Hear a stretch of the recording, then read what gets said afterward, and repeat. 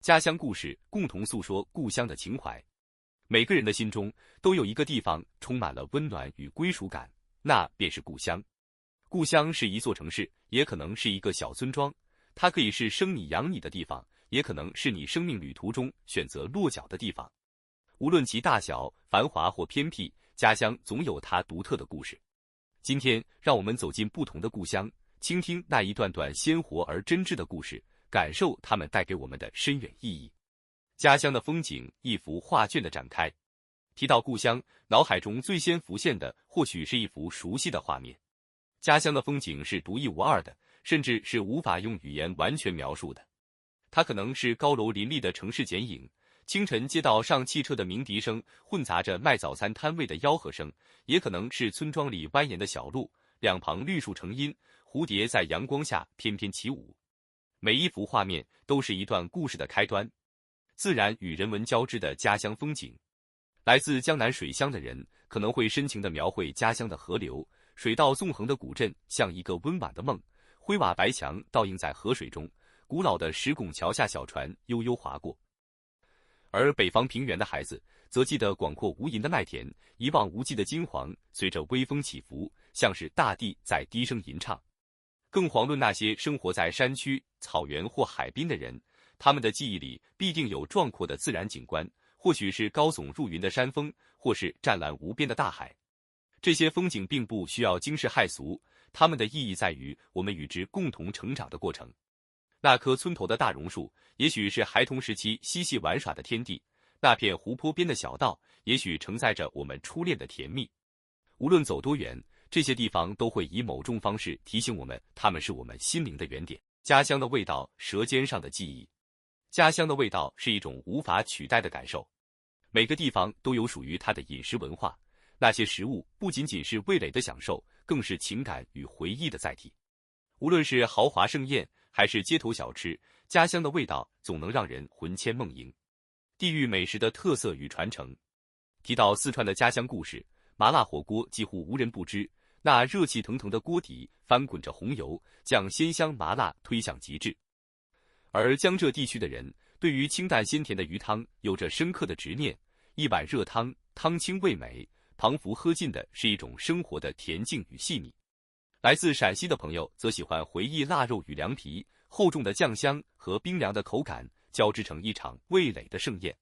记得一位朋友讲起自己的故乡福建的小村落，他说，村子里每逢节庆，家家户户都会制作一种特别的糯米糕，外表用嫩绿的芭蕉叶包裹，内里是香甜的红豆馅。即便长大后到外地工作，他每年回乡仍期待着这份熟悉的滋味。这些味道无论多么简单，都蕴藏着难以言喻的乡愁。家庭的温情与食物的连结。更重要的是，家乡的味道往往与亲情紧密相连。回到家乡时，母亲厨房里忙碌的身影，父亲在餐桌旁耐心的等待，这些画面本身便是一种幸福。哪怕身处异乡，当闻到一缕熟悉的香味，也会勾起无数关于家的回忆。家乡的文化流淌的岁月印记。家乡的文化是一种根植于土地、流淌于血脉中的力量。无论是悠久的历史传承，还是活泼生动的民俗活动，每个地方都有其独特的文化特征。方言与传统文化的纽带。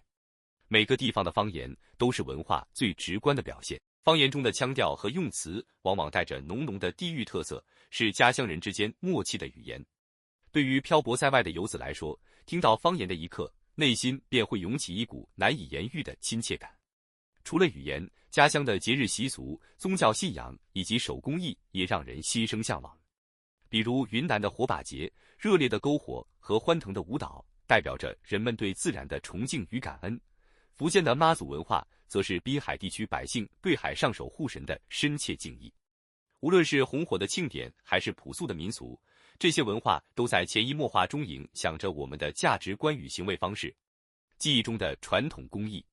有些家乡的文化以传统技艺的形式流传至今，比如山西的剪纸、江西的景德镇瓷器、广东的岭南木雕，每一门技艺背后都是对家乡文化的深情守护。一位朋友曾提到，他的外公是广西壮族自治区的一位老匠人，专注于壮锦制造。他每次回家都喜欢看外公熟练的操作之机，那些鲜艳的图案仿佛在诉说着壮族人民的历史与生活。家乡的人，温暖的核心。故乡之所以令人怀念，最重要的原因或许是那些生活在那里的人。邻里之间的点滴关怀，同窗好友的天真无邪，以及家人之间深厚的爱与支持，这些细碎的情感构筑了家乡独有的温暖。街坊邻里的故事。有些故事发生在我们的日常中，比如那个每天早晨推着小车卖早餐的叔叔，他总是笑容满面，会在你买豆浆时额外送上一个烧饼；又或者是隔壁的邻居奶奶，她总会在你回到家时送上一盘自家种的蔬菜。这些平凡的人正是家乡的灵魂所在。家庭的羁绊与回忆。对于每个人来说，家人是家乡最重要的一部分。家乡不仅仅是地理上的一个地方，它更多是一种情感上的归属。哪怕我们走得再远，家人始终在那里等待我们归来。这种守候是最深沉的爱，也是我们对家乡的最大牵挂。鼓励分享，让故事流动起来。每个人的家乡故事都是独一无二的，它们是历史、文化与个人经历的交织。当我们分享这些故事时，不仅是在诉说过去，也是在向他人展示我们的文化自豪。这些故事能打破地域与文化的界限，让我们彼此理解，并从中汲取力量。无论是小时候的趣事，还是家乡的风土人情，都值得分享。也许你的故事会让人会心一笑，也许它会勾起别人对自己家乡的回忆。这样的交流能让我们找到更多共鸣，感受到人与人之间的连结。总结：故乡是心灵的归宿。家乡故事是我们生命中不可或缺的一部分。它不仅记录了我们的过去，也塑造了我们的现在。当我们讲述家乡的故事时，那些回忆会变得更加鲜活，而我们对家乡的感情也会更加深厚。无论是美丽的风景、独特的味道、深厚的文化，还是那些熟悉的人，这些元素构成了我们对家乡的依恋。让我们一起珍视这份情感，分享自己的家乡故事，并从他人的故事中汲取启发。因为每个故事背后都有一颗热爱故乡的心。